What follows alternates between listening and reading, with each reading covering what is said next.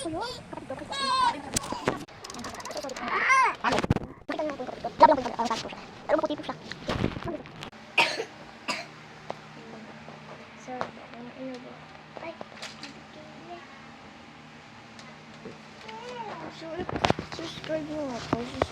Subscribe ko na pa si Ate Sabi. I don't know kung subscribe ko na si Ate Sabi or not.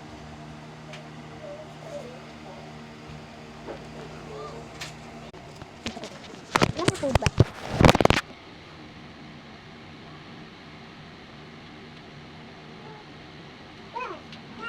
Ang pangit ko pag gumagano to. Yan nga. Ang tok na ako guys. Bye anak! Bye-bye! Yes! Bye-bye! Gumanon din siya sa akin ito. Meron na siya mag-kiss. Guys. Gumanon din ako sa akin.